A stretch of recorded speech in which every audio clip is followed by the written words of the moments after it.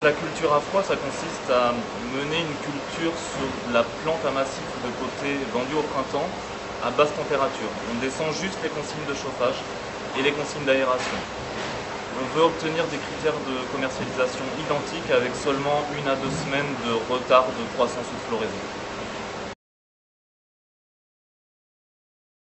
À la station du GIE Fleurs et Plantes, on travaille sur la culture à froid depuis quelques années maintenant, et cette année c'est un programme national. On teste 3 modalités sur différentes variétés de plantes à massif ou de potées vendues au printemps. Donc on a 3 modalités, une modalité tunnel sans chauffage, seulement avec un P30 qui protège les plantes du gel. Une modalité serre découvrable à 5 degrés minimum et une modalité serre-verre classique à 10-12 degrés minimum de chauffage. Alors on obtient évidemment des résultats différents sur la croissance des plantes.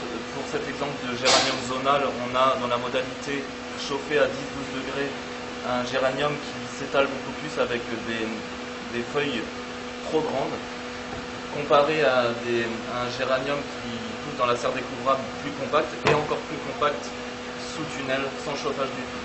Donc on sait que c'est dû évidemment aux températures dans l'après-midi surtout, puisque dans la serre-verre classique, la température monte trop dès qu'on a du soleil. C'est à peu près le même résultat sur un pétunia où la floraison est la même, mais la croissance est bien différente avec des entremets qui s'allongent dans la serre chauffée.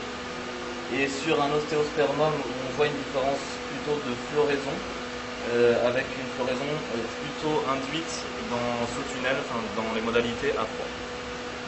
En ce qui concerne l'énergie, on a 30% d'économisé entre une modalité serre-verre à 10-12 degrés et la modalité serre découvrable à 5 degrés. Si on retire bien sûr les 3 semaines d'enracinement où toutes les plantes ont eu 10-12 degrés de température, et on a 100% évidemment d'économie d'énergie entre une modalité chauffée et une modalité tunnel avec seulement un P30.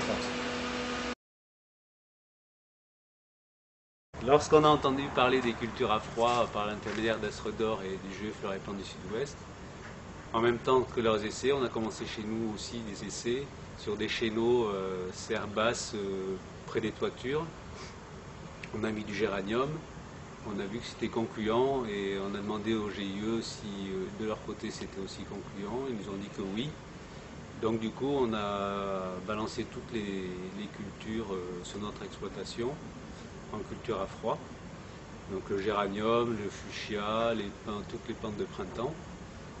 Et on s'est aperçu qu'au niveau maladie, phyto et tout, c'était très convenable. Les plantes étaient trapues et saines. Et le plus intéressant, c'est-à-dire au niveau économique aussi, c'est qu'on est sûr, d'après les factures et nos consommations, qu'on économise 20% d'énergie.